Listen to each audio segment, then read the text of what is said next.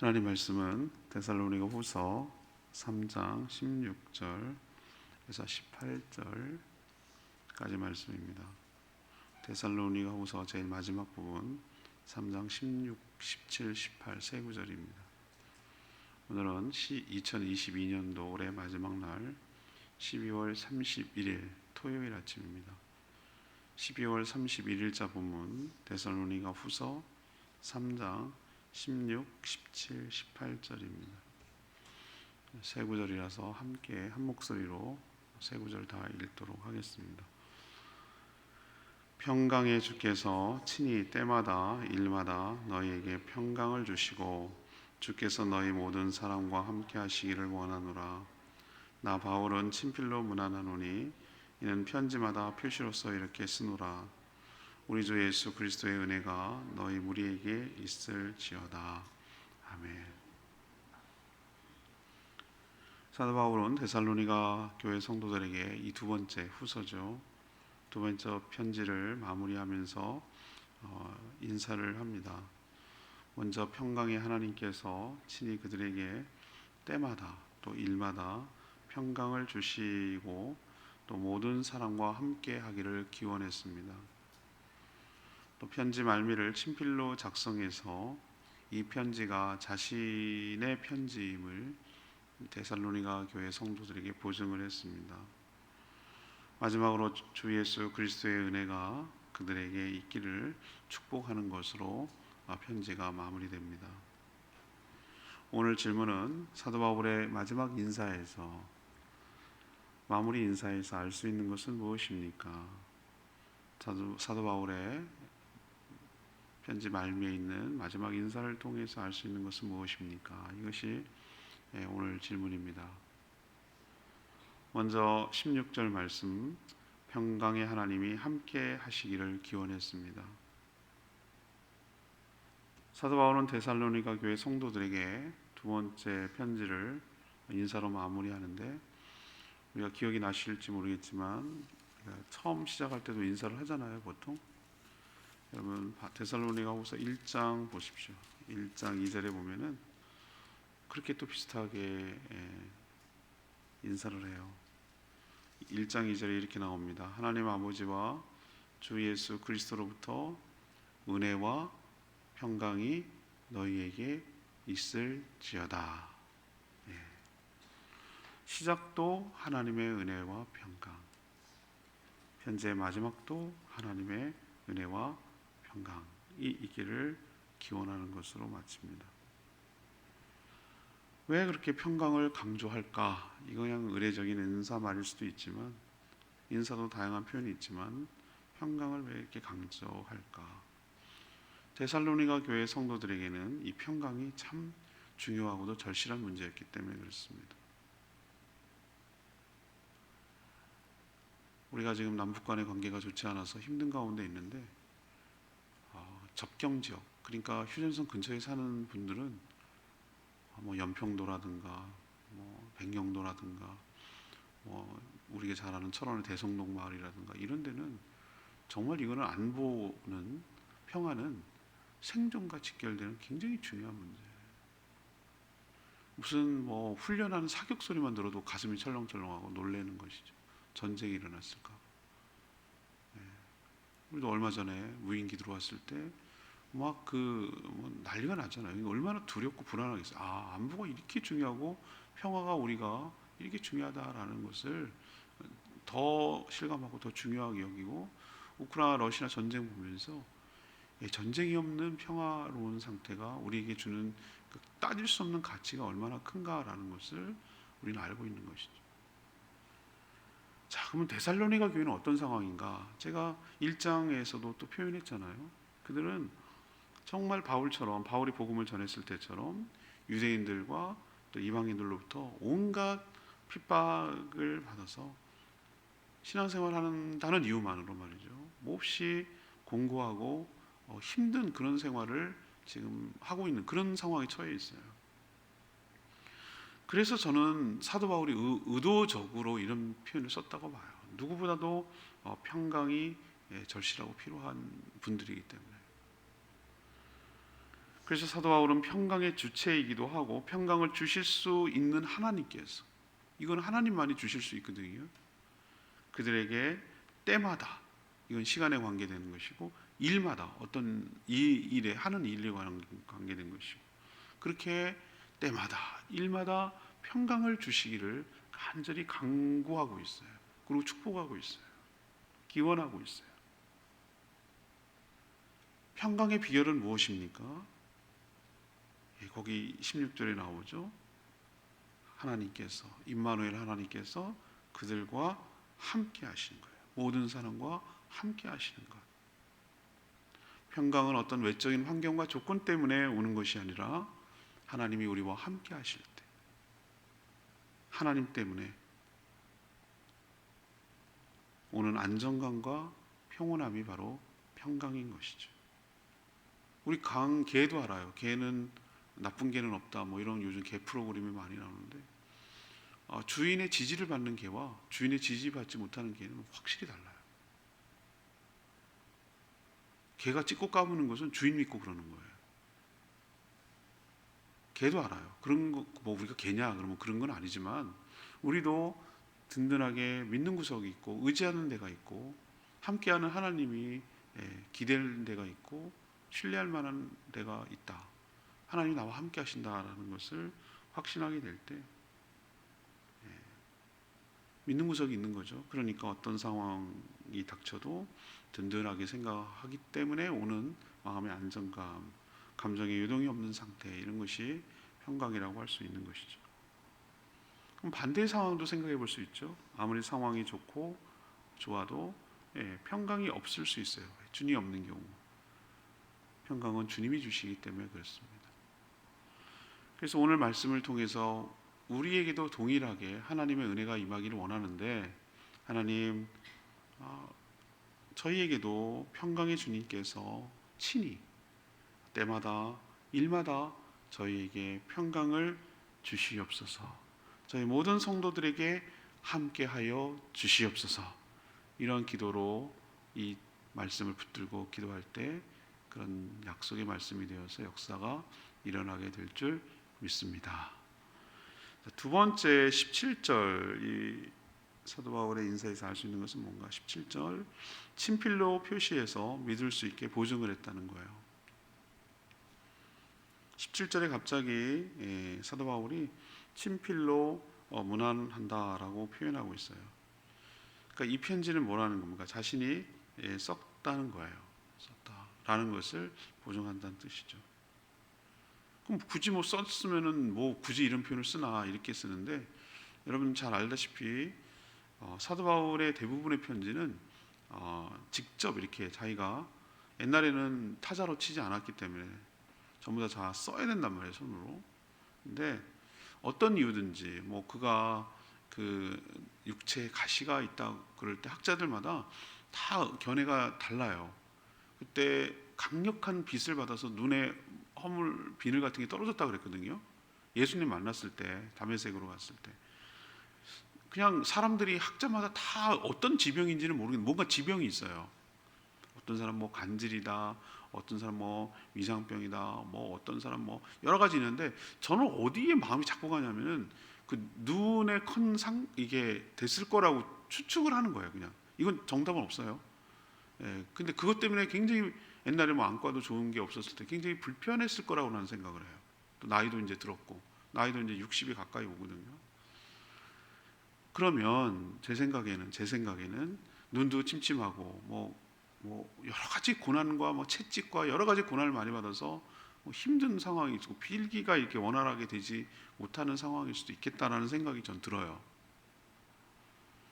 그래서 불러주는 거예요. 우리도 왜 이렇게 안 보이는 시각장애인들이 뭐 불러주면 대신 쳐주고 이런 것도 있잖아요. 그런 것처럼 옆에 누가 있고 자기가 하고 싶은 얘기를 천천히 그 말을 해주는 거죠. 편지 쓰듯이. 그렇게 쭉 해서 그 옆에 있는 사람 뭡니까? 대신 적어주는 거예요. 적어주는, 이렇게 필기를 해주는 거죠. 그대로. 그렇지만 손은 이렇게 갔지만 누구가 말하는 거죠, 결국은? 사도 바울이 말하는 거랑 똑같잖아요, 그죠? 그거 불러주는 대로 쓰는 거니까. 그런데 앞에서 밝혔듯이 우리가 2장 부분인가 그런 얘기가 나와요. 2장 2절에 나오는데 사도 바울이 쓰지도 않은 편지를 받았다고. 사도 바울이 쓰지 않았어요. 근데 사도 바울로부터 편지를 받았노라고.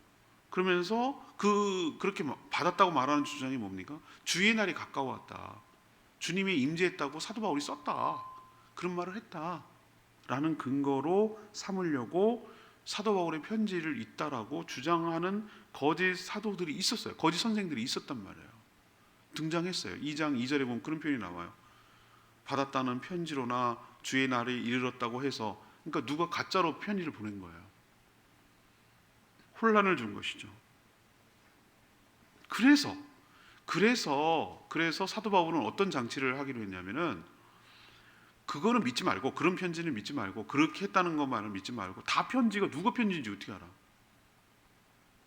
그렇지만 그래서 혼란을 주지 않으려고 편지 말미에 마지막 문장, 이 인사말 하는 거예요. 인사말 정도, 인사말 몇 줄 정도, 한두 줄 정도는 자기가 쓸 수 있잖아요. 그리고 그 필체는 오랫동안 대조를 해보면은 사도 바울이 썼다라는 것을 받는 사람은 알잖아요. 우리도 서양 문화에서는 뭐합니까? 우리는 무슨 문화? 도장 문화예요. 사실 도장이야 파문구만이지. 근데 서양 문화는 어떤 문화죠? 사인 문화예요. 사인 문화. 그러니까 독특한 필기체가 있다는 거죠. 그런 것처럼 이 마지막 문장은 자신이 직접 작성함으로써 이 편지가 누구의 편지? 사도 바울의 편지라는 것을 뭐 해주는 거죠?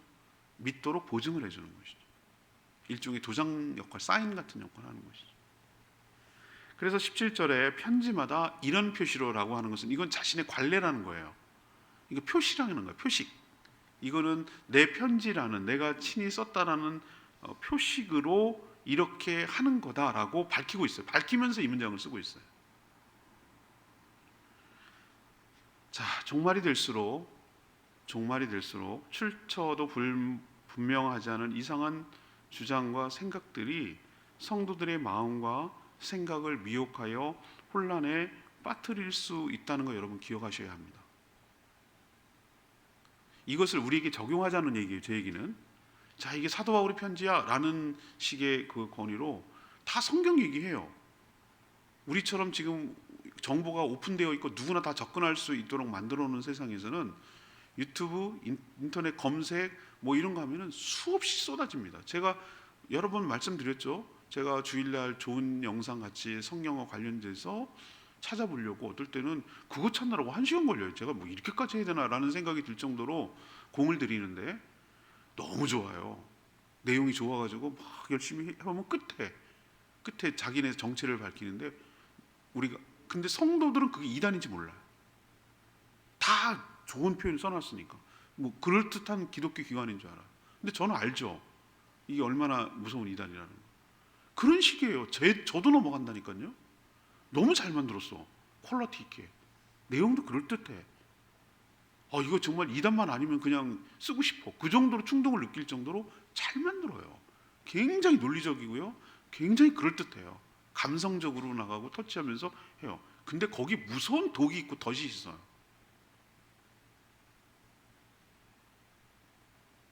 여러분 정말 무분별하게 받아들이는 거 정말 조심하셔야 됩니다. 검증되지 않은 거 함부로 했다가 나에게, 보세요. 그 약사들이 할 때 그런 표현을 쓰잖아요. 약을 뭐 하지도 말고, 남용하지도 말고, 오용하지도 말고. 약 좋다고 막 아무거나 주워 먹으면은 그 약이 아니라 뭐가 됩니까? 독이 되는 것이에요. 약은 치료하기 위해서 최소한만 먹는 거예요. 왜? 몸에 해롭기 때문에. 아무거나 먹었다가 간에 엄청난 무리가 가서 오히려 건강에 손상을 가고, 신장에 걸러내지 못하니까 신장에 위험을 가고, 여러 가지. 약은 정말 치료하기 위해서 최소한으로 먹는 거예요. 막 좋다고 이것저것 막 주워 먹으면 또 같이 먹어서는 안 되는 것들이 있는데 먹으면 큰일 나는 거예요. 전 그걸 이 말씀을 그렇게 적용을 했어요. 그렇다. 사도 바울이 왜 이렇게까지 이런 표현을 써가면서 이런 표식을 했을까? 그때나 지금이나 종말이 되어갈수록 출처가 분명하지 않은 이상한 생각들, 주장들 근거로 내세우면서 이런 식으로 누가 주장했다더라, 누가 권위 있게 주장했다더라, 뭐 이렇게 말을 함으로써 성도들의 생각과 마음을 미혹해서 혼란을 빠뜨리려는 자들이 그때도 있었고 지금도 있기 때문에 이 말씀이 우리에게 유용한 거예요.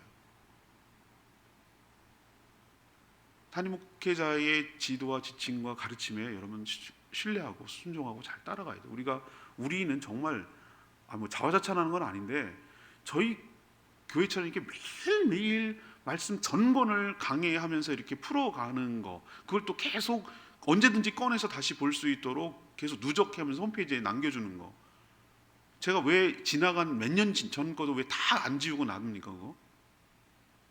여러분이 어느 성경을 읽다가 전권이에요. 창세기부터 계시록 다 했어요. 일단은 다 했어요. 전권은 다 있어요. 한 번이라도 있습니다. 어떤 건 2번, 어떤 건 3번, 어떤 건 4번까지도 있어요. 이렇게 가로 열고 4라고 되어 있는 4번째 한다는 게 제 부임해가지고 평균 2번은 다 했어요. 최소한 1번은 다 했어요. 그러면 거기를 찾아 들어가서 검색을 해서, 예를 들면 뭐 계시록 7장이 내가 잘 모르겠다, 계시록 7장 가서 먼저 성경을 읽고 그 부분에 강해 설교하는 걸 들으시란 말이에요. 그래서 헷갈리지 마시라고, 어떻게 말하는지. 오늘도 또 이건 녹화가 되고 또 올라가서 저장이 될 거잖아요. 그러니까 여러분들 정말 마지막 때일수록 말씀이 정말 그런가, 어떤 주장이 말씀에서 맞는가, 이런 것들을 검증하고 신뢰할 만한 데서 출처를 받고 그래야 됩니다. 그러지 않으면은 오히려 내가 신앙의 해가 되고 독이 될 수 있다는 거 여러분 꼭 기억하시기를 바랍니다. 마지막 세 번째는 18절에 있는 말씀, 당부하는 내용입니다. 예수 그리스도의 은혜가 있기를 이제 축복하는 것으로 마무리하죠. 사도 바울의 모든 편지는 항상 뭘로 끝납니까? 하나님의 축복으로 끝이 나요. 데살로니가 후서 역시 주 예수 그리스도의 은혜가 모든 우리에게 있기를 축복합니다. 모든 신앙은 성삼위 하나님의 은혜로 시작해서 은혜로 이어지다가 은혜로 마치는 것이죠. 하나님의 은혜가 아니고서는 설명할 길이 없는 것들이 너무너무 많아요. 은혜는 한 번만 받으면 되는 게 아니라 늘 은혜 가운데 살아가야 하는 존재가 우리인 줄로 압니다. 은혜로 시작했다가 공로로 마치지 않기를 원합니다. 우리는 평생 하나님 앞에 간구해야 되는 것, 매일매일 물을 마시고 음식을 먹듯이 하나님의 은혜를 먹고 살아가는 존재임을 잊지 않으셨으면 좋겠습니다. 데살로니가 교회 성도들에게 하나님의 은혜가 반드시 필요합니다. 아까도 설명했지만 온갖 환난과 핍박이 있어요. 정말 숨 쉬고 살아가기가 정말 어려워요. 그래서 이런 어려운 가운데 신앙에서 이탈하지 않고 버틸 수 있는 힘은 어디서 나오는가? 하나님이 주시는 은혜가 있어야 되는 것이에요. 은혜가 있어야 또 잘못된 종말 사상을 전하는 이단에게도 미혹되지 않고 또 자신에게 맡겨진 여러 가지 일들을 잘 감당할 수 있을 줄 압니다. 하나님의 은혜가 있어야 도저히 평안을 누릴 수 없는 상황 속에서도 마음의 평강을 누리며 살아갈 수 있게 될 줄 압니다. 하나님의 은혜를 빌어주는 것은 그저 그냥 의례적으로 안녕하세요, 식사하셨어요, 이렇게 하는 의례적인 인사말이 아닐 수도 있겠다는 생각이 들어요. 왜? 그들이 처한 데살로니가 교회 상황, 교회 성도들이 처한 상황을 생각하면 정말 이거는 진심이 담긴, 그냥 하기 좋은 말이 아니라 진심이 담긴 매우 절실하고도 매우 실제적인 축복이 이 축복이겠다, 이 말이겠다라는 생각이 들어요. 저희도 그냥 은혜로 살죠, 이렇게 그냥 하는, 의례적으로 그냥 믿는 사람들끼리 하는 말이 아니라 이 말에 무게감을 달고 진심을 담고 진정성을 담아서 하나님의 은혜, 주 예수 그리스도의 은혜가 우리 모두에게 있기를 간절히 축복합니다. 올 한 해 하나님 은혜로 살았으니 또 내년도 하나님 무슨 일이, 오늘 찬송 부르죠, 나의 갈 길 다가도록 예수 인도, 무슨 일을 당하든지 주님이 인도하신다고 우리 고백하잖아요. 여러분의 인생이 주님 손에 있기를 바라고 주님의 은혜로 살아가게 되기를 바라고 은혜로 시작했으면 은혜로 살다가 은혜로 마치는 복된 인생 되기를 간절히 축복합니다. 오늘 세 가지 말씀 정리하면 뭡니까? 짧은 말인데도 여기에 많은 의미가 담겼죠. 사도 바울의 그냥 마무리 인사예요. 근데 평강의 하나님이 함께하기를, 그리고 친필로 써서 믿을 수 있도록, 그리고 예수 그리스도의 은혜가 그들에게 늘 있기를, 이것을 우리에게 적용해서 우리에게도 동일한 하나님의 은혜가, 이 말씀이 우리에게 적용되기를 간절히 소망합니다. 오늘 말씀 붙들고 기도하기 전에 206장 찬양지 206장 부르고 기도하는 시간 갖겠습니다.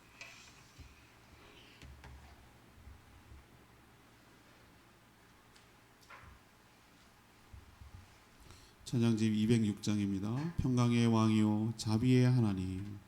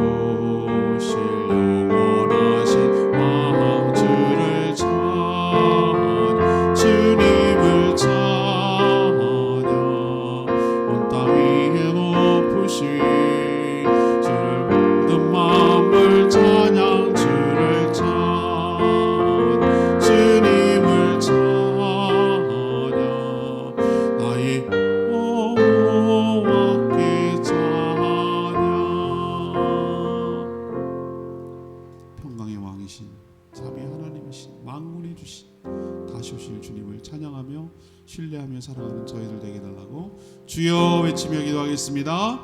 주여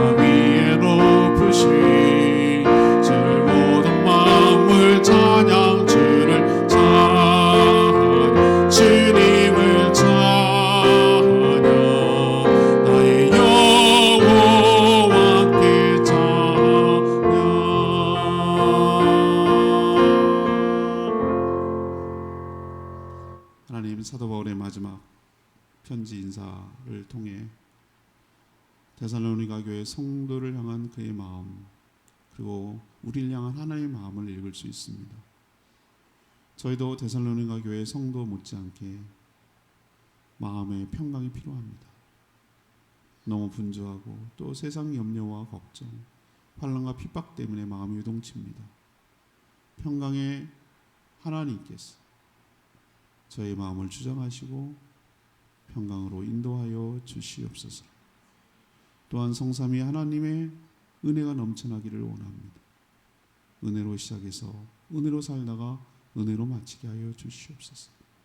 때마다 일마다 주의 평강과 은혜가 넘쳐나게 하여 주시옵소서. 사도 바울처럼 저희도 하나님의 복을 빌어주며 또 그 복을 받는, 서로가 축복하는 관계가 되게 하여 주시옵소서. 데살로니가 후서를 묵상할 수 있도록 은혜 주신 것 감사합니다. 또 올 한 해 하나님 은혜로 살게 하심에 감사합니다. 내일부터 시작될 또 새해에도 동일하신 하나님 은혜가 넘쳐날 줄 믿습니다. 무슨 일을 당할는지 모르지만 하나님께서 우리와 동행하시고 함께하시고 때마다 일마다 주의 평강이 넘쳐나도록 축복하여 주실 줄 믿습니다. 한 해 잘 마무리하고 또 희망찬 새해 주일부터 새 출발할 수 있도록 은혜 베풀어 주시고, 오늘 저녁 밤에 있을 송구인 영신 예배, 그리고 내일 있을 신년 예배, 그리고 성찬식, 그리고 성경통도 여러 일들이 은혜 가운데 잘 진행되도록 축복하여 주시옵소서.